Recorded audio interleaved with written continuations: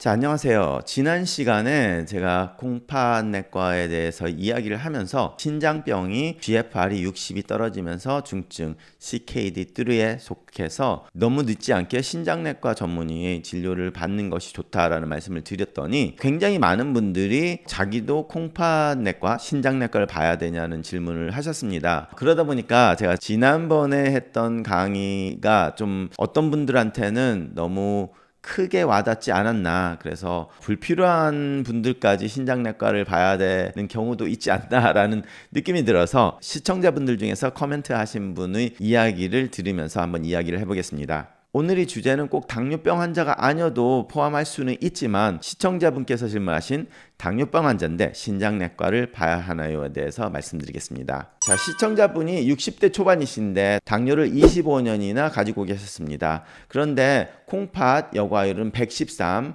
크레아틴이 0.7로 정상 수치를 가지고 계신데 단백뇨가 의심될 정도로 조금 나오시는 것 같다고 말씀하셨습니다. 그런데 그 신장내과 전문의 진료가 필요한가요? 아무래도 당뇨 25년 차인데 단백뇨가 많지는 않지만 의심되는 만큼 좀 나오는 것 같다라는 것 때문에 이런 질문을 하신 것 같습니다. 자, 그러면 이분의 질문에 대한 저희 답변은 간단하게, 짧은 답변은 신장내과 전문의를 보실 필요는 없습니다. 아직까지는. 자, 그런데 이제 긴 답변은 보신다고 해도 시청자분께서 원하시는 그런 신장내과 전문의를 찾으실 가능성은 좀 희박하지 않을까라는 생각을 합니다. 제가 유튜브에서 강의를 하고 저는 LA에서 신장내과 전문의로 개업을 해서 환자를 보고는 있지만 대부분의 신장내과 전문의들처럼 진료나 병원을 운영하지 않습니다. 그렇기 때문에 제가 지금 말씀드렸던 그런 것이 모든 신장내과 전문의를 찾아간다고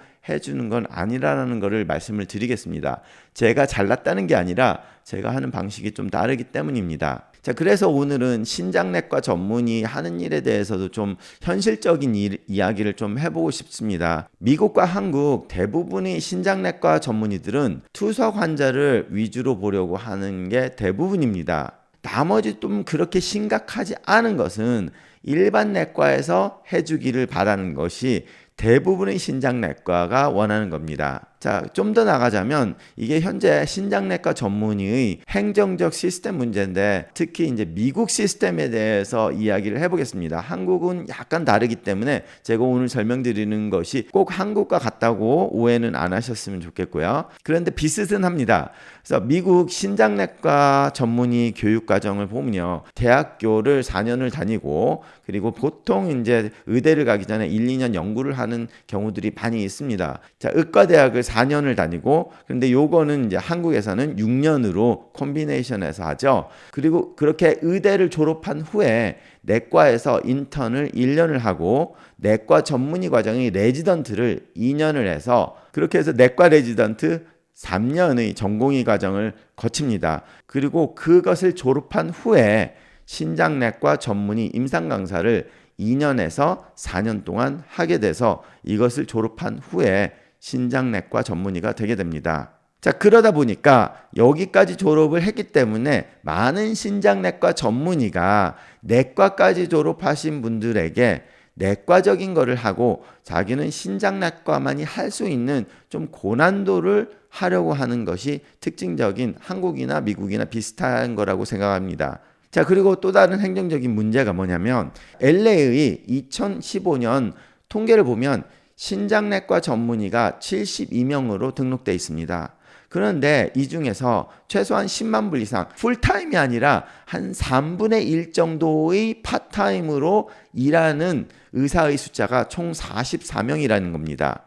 28명은 그것보다 더 적게 일한다는 거죠. 그래서 어느 정도 한 30%, 40% 이상을 일하는 사람이 44명. 그런데 비해서 LA시의 내과 의사가 753명으로 등록이 되어 있고요.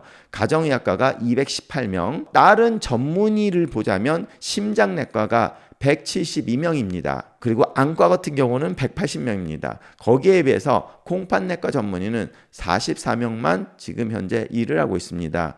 자, 이거는 한국 사람이 아니라 모든 미국 의사를 다 통틀어서 말한 거고요. 이러다 보니까 신장내과가 바쁘지 않은 의사가 있다면 좀 뭔가 문제가 있거나 아니면 그 의사가 환자를 안 보고 있다는 얘기죠. 자, 이 사진은 제가 아리조나 주립대 임상 강사 졸업을 하는 날 찍은 건데요. 여러 명의 교수님 중에 두 분의 교수님들하고 사진을 찍은 건데 지금 3명이 졸업을 했죠. 그래서 저희 그 대학병원에서는 총 2년에 5명을 배출을 합니다. 한 해는 3명, 그 다음에는 2명 이런 식으로 한 해에 수십 명의 내과 전문의를 배출하는 것에 하면 많지 않은 숫자가 되죠. 자, 그런데 여기서 더 큰 문제는 신장내과 전문의의 주된 스케줄입니다. 거의 대부분이 신장내과 전문의들이 매일마다 대부분이 하는 일이 병원에서 입원 환자의 진료를 하고 있습니다. 그것이 가장 수입이 쉽게 되기 때문이기도 하고요. 그리고 그쪽에 가장 어렵고 힘든 환자들이 있기 때문에 콩팥내과 전문의 필요가 굉장히 절실하게 필요한 곳이기 때문이기도 하고요. 그리고 그 다음에 많이 하는 게 이제 투석 환자 진료를 하고요. 그러고 나서 그 다음으로 제일 적게 하는 게 신부전 환자 외래 진료를 합니다. 이건 한국에서도 약간 비슷한 걸로 알고 있는데 대부분의 신장내과 전문의는 일주일에 반나절만 외래 진료를 하는데 이걸 일주일에 2번 정도밖에 안 합니다. 그러니까 결과적으로 일주일에 하루만 외래 진료를 하는 게 평균 신장내과 전문의 스케줄이라는 거죠. 왜냐하면 병원에서 입원한 환자도 봐야 되고 투석 환자도 봐야 되기 때문에 그렇기 때문에 외래 진료를 일주일에 이렇게 짧게 반나절 한 3시간을 하는 그 타이밍을 2번밖에 안 하다 보니까 외래 진료에서는 대부분 콩팥병이 심한 콩팥병, 고혈압 치료도 하지만 고혈압도 고난도 고혈압 치료를 하는 그런 환자들만 보는데요. 보통 이제 고혈압을 내과에서 치료하다 안 돼서 심장내과에서 보내고 심장내과에서도 치료를 하다 안 될 때 콩팥내과로 전원을 해서 고혈압 치료 의뢰를 받는 경우 그 정도로 고난도의 혈압 치료를 하는 과가 되고요. 그리고 이제 부종 신부전 환자 중에서도 특히 말기 신부전 환자를 주로 보고요. 당뇨병에서는 합병증으로 좀 말기적인 환자를 주로 보는 과가 신장내과 전문의가 되겠습니다. 이렇게 보는 것이 대부분의 신장내과 전문의들이 하는 일이고요. 저도 그렇게 이제 2018년 정도까지 일을 했었습니다. 제가 갑자기 페이스북에 옛날 사진이 떠서 봤는데 이게 2017년에 세인 빈센트라고 하는 병원에서 제가 밤에 일하고 있어서 찍은 사진이었는데 밤 12시 12분이었다고 나와 있고요. 제가 굉장히 많은 날 새벽 5시부터 밤 1시까지 근무했던 날이 굉장히 많았었기 때문에 이날도 10시 넘어서 들어간 날이 굉장히 희귀한 날은 아니었습니다. 그런 식으로 이제 신장내과 전문의들이 좀 과로한 스케줄이 많이 있습니다. 제가 2010년 대학병원에 있을 때도 야간에 당직도 굉장히 많이 섰기 때문에 간호사들이 뭐 케이크까지 이렇게 해서 마지막 날 굿바이 닥터초 하면서 마지막 날 케이크도 사주고 했는데 아마 이게 밤 1시 정도 찍었던 사진으로 기억을 하고 있습니다. 자, 그래서 이게 제가 왜 이거를 이렇게 구구절절 설명을 해드렸냐면 이런 것이 대부분의 신장내과 전문의들이 스케줄입니다. 그래서 다시 보면 LA의 신장내과 전문의가 최소 하프타임 이상 일하는 사람이 40명, 44명 정도밖에 안 되기 때문에 그런데 내과하고 가정의학과 합치면 971명인데 그런데 대부분 신장내과가 일주일에 외래 스케줄이 반나절 곱하기 2번 그렇게 하니까 그런데 미국은 환자를 빨리빨리 안 보다 보니까 결과적으로 이 반나절 2번 보는 거에 일주일에 30명 정도를 진료한다는 계산이 나오게 됩니다. 그런데 이런 환자들이 보통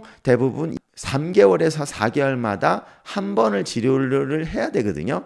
그러다 보니까 신장내과 의사당 총 외래 환자 수가 500명 정도가 생기면 꽉 차는 스케줄이 되게 됩니다. 500명 정도가 한 명당. 자, 그런데 LA시에 콩팥병이 있는 사람의 숫자가 몇 명일까요? 자, LA 인구가 385만 명입니다. 노인 인구가 76만 4천 명으로 나와 있는데요. 자, 그런데 이 총 인구에서 15%, 즉 58만 명이 만성 콩팥병을 가지고 있다고 지금 보고되고 있습니다. 그런데 CDC 자료에 의하면 노인층에서는 38.1%가 만성 콩팥병이 있다고 보고되고 있는데 자, 그럼 노인 76만 4천 명에서 38.1%가 결과적으로 노인의 29만 1,000명이 만성 콩팥병을 가지고 있다는 계산이 나옵니다. LA시에, LA 카운티가 아니라 LA시입니다. 자, 그러면 콩팥내과 전문의가 노인만을 본다고 해도 29만 1,000명을 봐야 된다는 계산이 나오죠. 그런데 44명밖에 없는 콩팥 전문의가 이걸 다 볼 수가 없죠. 그러다 보니까 신장내과 전문의가 모든 만성 콩팥병을 다 핸들하기는 어렵다는 계산이 나오고, 그러다 보니까 어쩔 수 없이 대부분의 콩팥내과 전문의가 말기에 보는 거를 선호를 하게 될 수밖에 없습니다. 그 말기 환자들이 콩팥내과 전문의가 진짜로 필요하고 안 보면 죽을 수도 있기 때문에 굉장히 위급한 환자들이니까 그 환자를 봐야 될 수밖에 없잖아요. 선택을 해야 된다면. 자, 그래서 결과적인 문제가 신장내과 전문의들이 병원 입원 환자를 선호하고 있고 투석 환자를 선호하고 있고 복잡한 합병증 있는 환자들을 위주로 외래에서 볼 수밖에 없는 스케줄이 돼 있고, 그러다 보니까 합병증이 생기기 전에 보겠다고 오는 것에 대해서 별로 좋아하지 않죠. 환자가 많기 때문에. 그러다 보니까 신장내과 전문의들이 대부분 내과에서 해주기를 기대를 하지만 내과에서는 나름대로 자기들 할 일도 많거든. 왜 그러냐면 다른 일도 많잖아요. 그러다 보니까 내과는 내과대로 나름대로 바빠. 그러니까 결과적으로 환자가 방치가 되는 일이 벌어진다는 얘기죠. 그리고 콩팥내과 전문의들이 너무 바쁘다 보니까 초기에 오면 그냥 빨리빨리 진료하고 괜찮다 이런 식으로 말하다 보니까 내과 측에서 보기에는 신장내과 보내도 별로 해주는 거 없다 이렇게 말을 하게 되는 거예요. 그래서 결과적으로 환자가 방치가 되다가 결국엔 말기에 대해서 환자를 보게 된다는 현실이 안타깝지만 일어나게 된다는 거죠. 저도 대학병원에 있을 때도 그랬고 대학병원에 나와서 한 몇 년 동안은 저도 보통 신장내과 전문의가 하는 것처럼 이렇게 했습니다. 너무 바빠가지고 제가 라스베가스에서 개업을 했을 때 그 도시에서 두 번째로 환자가 많은 의사로 활동을 했었는데 새벽 4시에 출근해서 밤 새벽 1시에 집에 오는 스케줄을 1년에 11월부터 한 3월까지는 매일마다 그렇게 살았었거든요.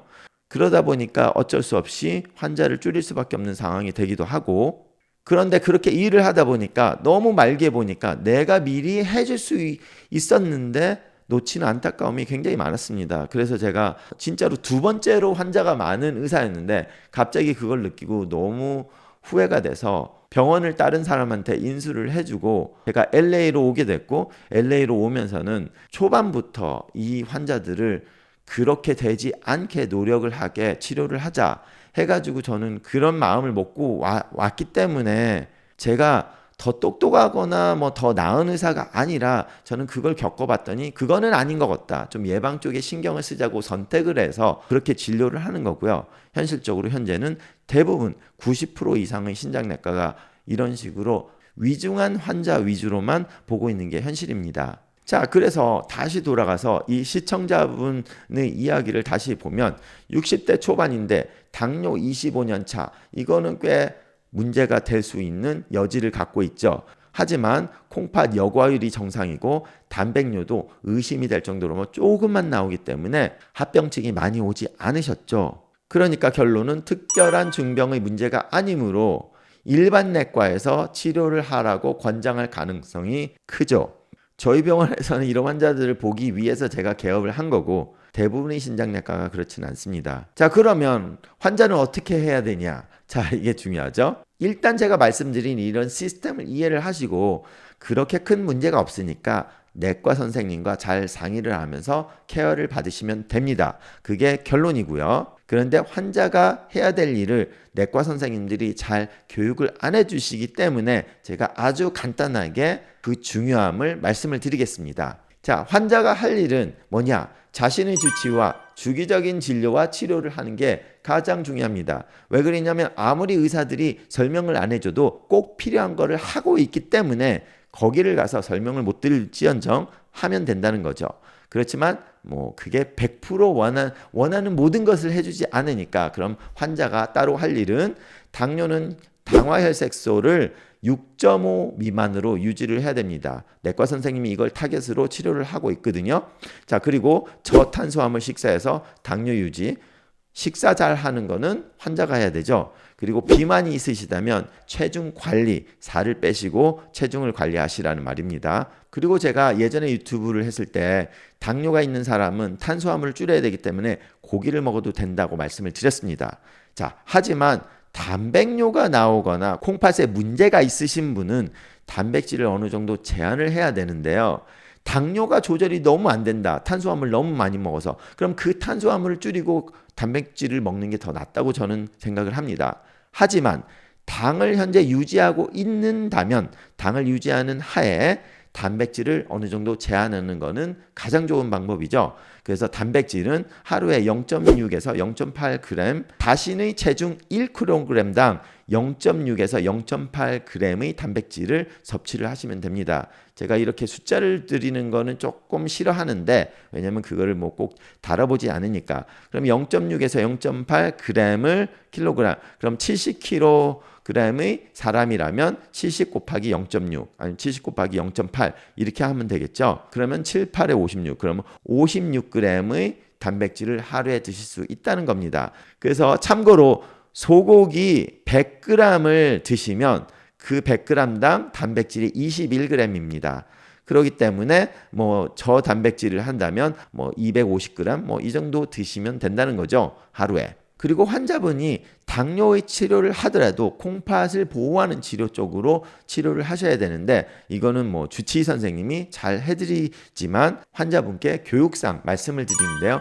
고혈압 관리는 혈압을 120에 70 정도대로 유지를 하는 게 좋고요. 그 혈압의 관리를 하는 혈압약이 여러 가지가 있는데 한국에서 노바스크 이런 약들을 많이 쓰는데 당뇨가 있다면 그런 약보다는 ACE 이니비터나 ARB 계열의 약을 쓰시는 게 좋습니다. 뭐 로살탄, 발살탄 이런 약이나 아니면 라이시누프릴, 에나나프릴 뭐 이런 프릴로 끝나는 ACE 이니비터 약, 이런 약으로 고혈압을 치료하는 게 콩팥의 보호에 도움이 되고요. 그리고 당뇨약도 아무 당뇨약을 드리는 게 아니라 메폴민을 먼저 주고 그 다음으로 선택을 해야 되는 게 SGLT2 차단제를 사용하라고 권장을 하고 있습니다. 왜냐하면 SGLT2 차단제 계열의 약이 콩팥을 보호하는 역할을 합니다. 그리고 심혈관계 질환을 20%에서 30% 낮춰주기 때문에 당뇨약 중에서도 이 SGLT2 차단제를 쓰라는 권장을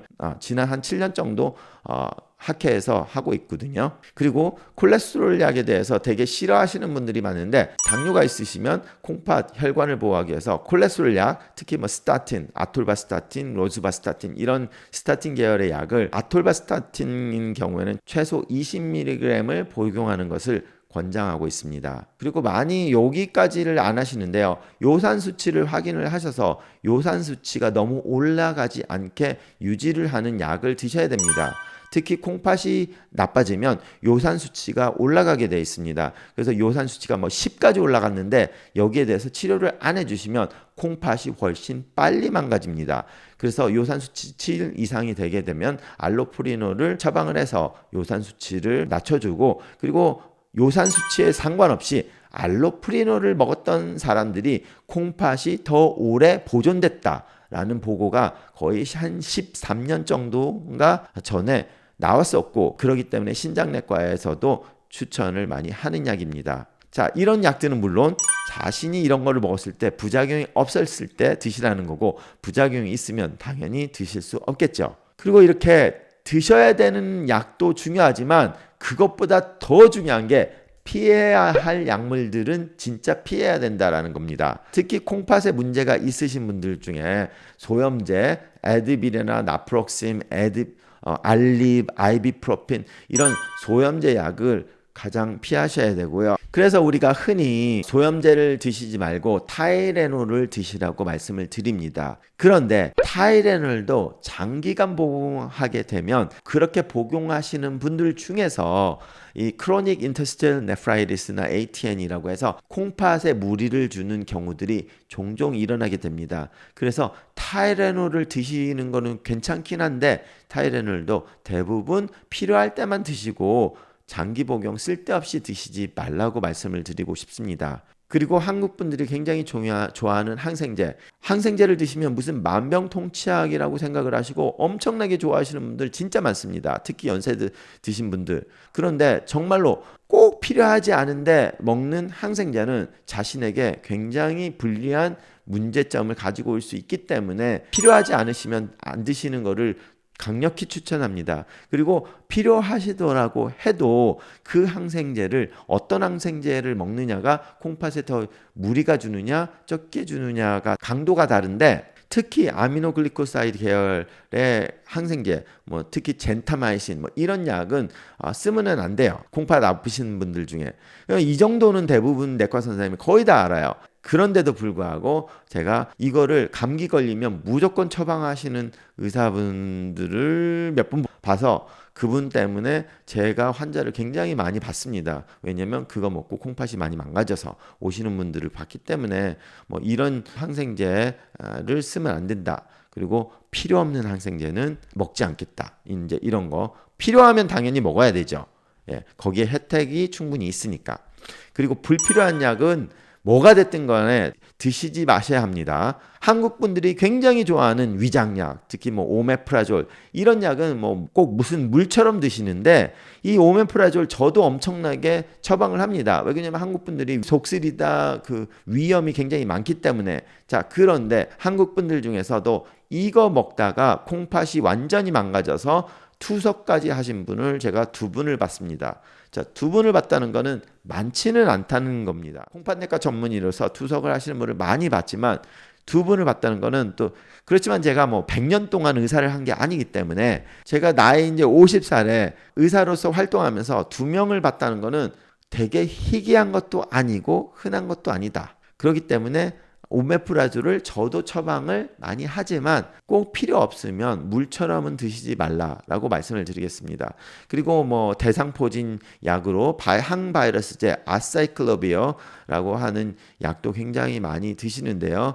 특히 대상포진이 걸려서 드시는데, 이 약도 5일 동안 드시고 투석까지 하신 분을 제가 1분을 봤어요. 지난 10년 동안. 한국 분인데 다른 주치의분한테서 대상포진이 걸리셔서 아사이클로비어를 드시고 3일 만에 몸이 퉁퉁 붓기 시작하고 5일째 너무 안 좋아서 응급실에 와서 보니까 크레아티닌이 뭐 10, 뭐 이 정도까지 올라갔던 걸로 알고 있습니다. 그런데 이 아사이클로비어를 먹기 2주 전인가 피검사한 게 있었는데 그때는 정상 크레아틴이었거든요. 그렇기 때문에 이 약만 추가된 상태에서 추가되고 5일 만에 뭐 바로 투석을 시작할 정도였습니다. 제가 하도 오래돼가지고 기억을 못하겠는데, 네, 그래서 투석을 했던 그 기억도 있고, 이런 식으로 굉장히 우리 일상생활에서 큰 문제 없이 다가오는 약들처럼 보이긴 해도 재수가 없으면 가끔가다 콩팥이 망가지는 분들이 있으니까 필요 없는 약을 드시지 말라는 얘기입니다. 이런 약들을 무조건 먹지 말라는 이야기는 절대 아닙니다. 필요 없는데 먹지 말라는 거죠. 자, 이런 것 이외에도 많은 것들이 있지만 뭐 제가 오늘 강의에서 그걸 하면 너무 길어지니까 여기까지만 하고요. 아주 총괄적인 것은 말씀을 다 드린 것 같습니다. 가장 중요한 거는 자신의 담당 선생님과 주기적으로 관리를 하면서, 그분이 환자분께서는 어떤 문제가 있으니까 3개월 만에 오셔서 피검사를 다시 하세요. 환자분께서는 어떤 문제가 좀 안 좋아서 1달 만에 다시 피검사를 해야 되겠네요. 뭐 이렇게 상황마다 바뀔 수가 있기 때문에 제가 무슨 이런 강의로 환자를 진료하는 게 아니다 보니까 어떻게 해라 라고 하는 거는 반드시 틀리게 됩니다. 그 특정한 환자 한 명 한 명에 대해서는.